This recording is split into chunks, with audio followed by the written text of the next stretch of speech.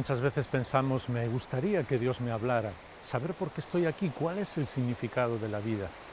La verdad es que Dios nos ha hablado de una manera absolutamente impresionante, perfecta, sublime, por medio del Señor Jesús. Y el Nuevo Testamento gira alrededor de Él. Todos los libros del Nuevo Testamento hablan del Señor Jesús. Todos los libros fueron escritos en la segunda mitad del primer siglo. Así que sabemos que todos sus datos son rigurosamente ciertos. Podemos tener completa confianza en la fidelidad de esos libros porque muchas de las personas que habían vivido no solo la vida del Señor Jesús, sino el nacimiento de la primera iglesia, estaban vivas, eran testigos de lo que estaba ocurriendo. En los libros del Nuevo Testamento encontramos en primer lugar los Evangelios. Los Evangelios nos hablan de cómo fue la vida del Señor Jesús, cómo estaba cerca de las personas, cómo amaba a todos, pero también de su poder sobre la naturaleza, sobre el mal, cómo Él tenía poder sobre la enfermedad y sobre la misma muerte. Nos habla de sus enseñanzas.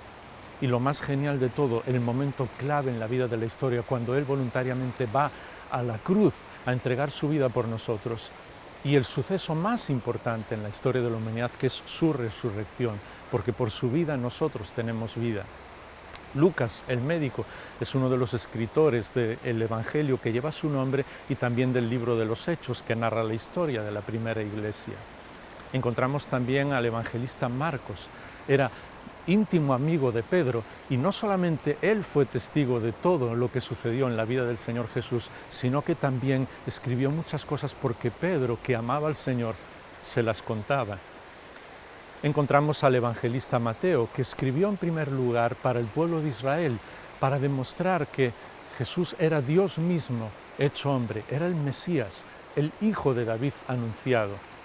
Y encontramos otros libros en el Nuevo Testamento como la Carta a los Hebreos, la Carta de Santiago o la Carta de Judas, que el objetivo es el mismo, demostrarnos que el Señor Jesús es Dios hecho hombre, para que no tengamos ninguna duda de que Él es realmente quien dijo que era. También encontramos las cartas de Pablo y claro, en la gran mayoría de las Biblias esas cartas están colocadas por orden de extensión, desde las más extensas a las más cortas, pero en los libros de la Biblia las encontramos de una manera mucho mejor para leer porque están tal como fueron escritas. En el proceso en el que Pablo fue escribiendo a cada una de las iglesias, y así comprendemos lo que estaba ocurriendo en la iglesia en el primer siglo y también nos ayuda a comprender cómo la salvación se aplica en el día a día, no solamente en nuestra vida personal, sino también en la iglesia del siglo XXI.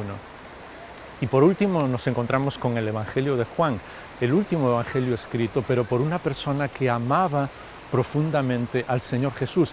Así que en ese evangelio encontramos el secreto, por decir de alguna manera, del corazón del propio Señor Jesús, porque hay más palabras de Él, más conversaciones de Él que en ningún otro evangelio. Juan nos escribe también 3 cartas y por último escribe el libro del Apocalipsis. La manera perfecta de terminar no solo el Nuevo Testamento, sino de terminar toda la Biblia, porque en ese libro la Biblia nos enseña que Dios, que tuvo la primera palabra en la historia de la humanidad, tendrá también la última.